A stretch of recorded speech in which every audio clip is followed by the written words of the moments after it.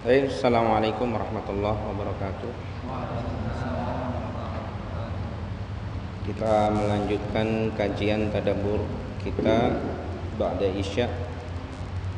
Setelah tadi kita melewati beberapa sesi. Yang pertama kita sudah qiraah. Kemudian yang kedua kita sudah maknai secara lafziyah. Maka sekarang kita mencoba untuk tadi lafziyah sudah selesai belum?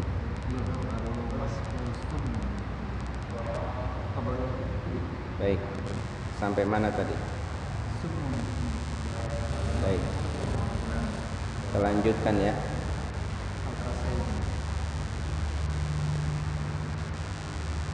Yakadu hampir-hampir. Al-barqu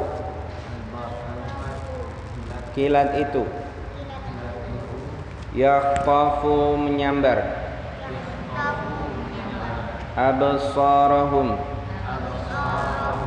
penglihatan mereka. Ya, saya ulangi, artikan yakadu al-barqu kilat itu yakhtafu menyambar absarahum penglihatan mereka. Baik. Kullama setiap adha'a menyinari lahum pada mereka masyaw mereka berjalan fihi di dalamnya. Wa idza dan apabila azlama menjadi gelap alaihim atas mereka qamu mereka diam. Ya, saya ulangi, artikan kullama adha'a lahum masyaw fihi wa idza dan apabila. Jangan baca Quran. Azlama menjadi gelap alaihim atas mereka qamu mereka diam. Kita lanjut ya.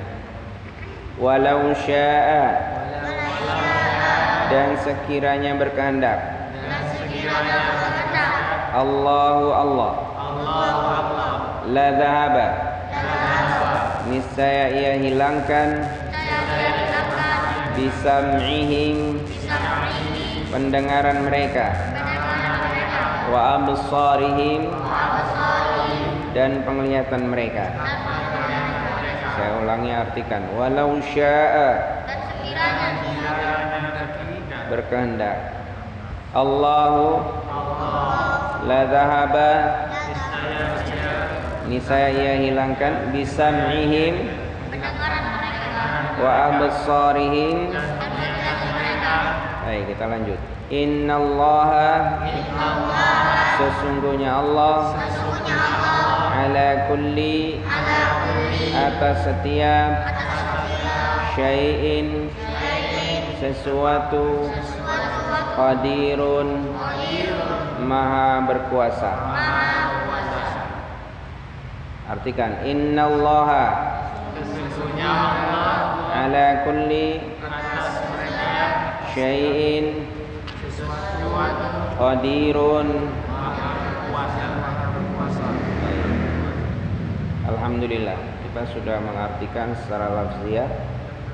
Kebiasaan ini akan kita langgengkan. Jadi tadabbur Al-Quran mulai dari qiraah sampai ke kosakata kita biasakan seperti itu supaya kita nanti terbiasa dengan kosakata Al-Quran.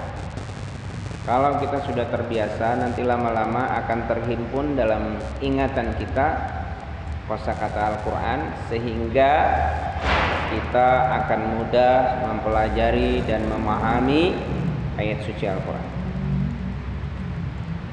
Kita coba akan alih bahasakan satu persatu dari mulai ayat 17. Mathaluhum kamathalil ladzi istawqada nara falamma adaa'at ma hawlahu dhahaballahu binurihim wa tarakahum fi dhulumatin la yubsirun. Perumpamaan mereka seperti orang yang menyalakan api ketika api itu menyinari sekeliling mereka, kemudian Allah hilangkan cahaya mereka dan membiarkan mereka dalam kegelapan, mereka tidak dapat melihat. Summun bukmun umyun fahum la yarji'un. Tuli, bisu, buta, mereka tidak akan kembali. Au kasayyibin minas sama'i fihi zulumatu wa ra'du wa barqun yaj'aluna asabi'ahum fi adhanihim minas sawa'iqi hadaral maut wallahu muhitum bil kafirin.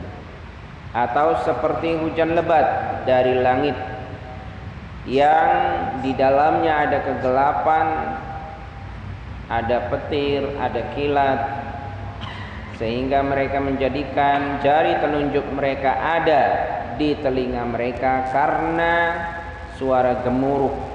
Mereka takut mati, dan Allah Maha meliputi terhadap orang-orang yang kafir. Yakadul barqu yakhtafu absarahum kullama adaa'a lahum mashaw fi wa idza azlama 'alaihim qamu walau syaa'a Allahu ladhahaba bisam'ihim wa absarihim innallaha 'ala kulli syai'in qadir. Hampir-hampir saja petir itu menyambar penglihatan mereka. Setiap petir itu menyinari mereka, mereka berjalan. Dan ketika gelap, mereka diam. Sekiranya Allah Subhanahu wa taala berkehendak, niscaya Allah bisa hilangkan pendengaran, penglihatan mereka. Sesungguhnya Allah Maha berkuasa atas segala sesuatu. Itu alih bahasanya. Baik, di sini kita akan membahas penafsirannya menggunakan tafsir Aisarut Tafasir lil Jazairi yang menurut kami itu ringkas, singkat, kemudian nanti di akhirnya ada poin-poin penafsiran. Ayat ini masih berbicara tentang orang munafik. Jadi dari ayat yang pertama surah Al-Baqarah kita diarahkan oleh Allah Subhanahu wa taala untuk mengenal satu kitab yang kitab ini sama sekali tidak bisa diragukan, yaitu Al-Qur'an. Jadi kalau hati kita bisa meyakini Al-Quran, maka Al-Quran akan bisa menjadi petunjuk bagi kita. Tapi kalau kita tidak bisa meyakini Al-Quran, maka Al-Quran tidak akan bisa jadi petunjuk dalam kehidupan kita. Kemudian Allah bicara tentang karakter orang-orang beriman sampai ayat yang kelima. Dari ayat ke-6 sampai ayat yang ke-7 berbicara tentang karakter orang kafir. Dari ayat 8 sampai ayat 16 berbicara tentang karakter orang munafik. Dan kali ini ayat 17 sampai ayat 20. Ayat 17 sampai ayat 20 berbicara tentang perumpamaan orang-orang munafik. Allah memperumpamakan orang-orang munafik seperti orang yang berada dalam kegelapan. Orang yang berada dalam kegelapan, kemudian dia hanya punya satu sinar. Ketika kita berjalan di sebuah hutan gelap, kemudian kita cuma punya korek satu saja, korek. Ketika kita nyalakan, kita gembira, senang. Kenapa? Karena jalan terlihat. Akhirnya kita jalan. Tapi tiba-tiba satu-satunya korek itu habis. Apa yang terjadi? Maka kita kehilangan segala-galanya. Itulah gambaran yang pertama. Gambaran yang kedua adalah situasi. Orang munafik dalam kehidupan ini ketika dia mendapatkan atau menemukan ayat-ayat Al-Quran, itu ayat-ayat Al-Quran itu bagaikan petir, bagaikan kilat yang menyambar dirinya. Tersiksa, sangat-sangat tersiksa hatinya. Sehingga kehidupannya di dunia ini bukan menjadi kehidupan yang tenang, tapi kehidupan yang menyengsarakan. Seperti halnya orang yang berada di tengah-tengah badai. Di tengah-tengah badai ada petir, gelap, hujan, dia takut mati dan lain sebagainya. Kemudian yang selanjutnya, Allah Subhanahu wa taala mengingatkan kepada kita bahwa sesungguhnya Allah itu bisa menghilangkan hissiyah indera kita. Jadi pendengaran kita Allah hilangkan, penglihatan kita Allah hilangkan. Semua indera yang berharga dalam diri kita untuk kehidupan ini Allah hilangkan seketika. Allah bisa. Ya, Allah Maha berkuasa tentang hal itu. Maksudnya apakah kita tidak berpikir ke arah itu? Kalau kita tidak taat kepada Allah Subhanahu wa ta'ala. Maka dari beberapa ayat ini kita akan mendapatkan sebuah kesimpulan. Yang pertama, istihsanu darbil amthali litaqribil ma'ani ilal adhan. Sangat baik, sangat penting mengemukakan permisalan supaya kita menjelaskannya itu bisa dipahami. Maka kita kalau menjelaskan sesuatu bagusnya pakai perumpamaan, pakai permisalan. Maka kalau guru itu yang paling baik adalah guru yang menggunakan alat peraga. Maka dengan alat peraga itu lebih mudah untuk dicerna. Nah ini, jadi di sini kita mendapatkan satu pelajaran bahwa ketika kita ingin menjelaskan itu bagusnya pakai alat peraga, atau perumpamaan. Perumpamaan di sini dikemukakan seperti Allah menjelaskan munafik itu bagaikan orang yang menyalakan api, bagaikan orang yang dalam kondisi apa? Gelap gulita, situasi hujan deras dan lain sebagainya. Itu permisalan yang digambarkan Al-Quran supaya apa? Supaya kita itu lebih paham. Kemudian yang kedua, khaybatu sa'yi ahlil batil wa su'i aqibati amrihim. Buruknya usaha orang-orang yang memang di dalam hatinya itu ada kebatilan, dan yang mereka akan dapatkan itu bukan kebahagiaan, bukan kebaikan, tetapi justru keburukan. Nah ini yang harus kita hindari. Kemudian yang ketiga, Al-Quran tahya bihil qulub kama tahyal arda bima'il matar. Al-Quran itu bisa menghidupkan hati seperti air yang menghidupkan tanah, ya. Seperti tanah tandus hidup kembali karena turunnya hujan. Begitu juga Al-Quran. Coba kita bayangkan kalau hidup kita tanpa Al-Quran, itu hati kita akan gersang, hati kita akan dibakar emosi, hati kita akan dibakar nafsu tentang kehidupan dunia ini. Ya. Jadi kita kalau melihat orang-orang yang tidak tersentuh hatinya dengan Al-Quran, itu hidupnya itu kalau kata orang Jawa gemrungsung. Gemrungsung itu ya nggak jelas, hatinya itu perasaannya nggak jelas, ya kan? Jadi seperti itu.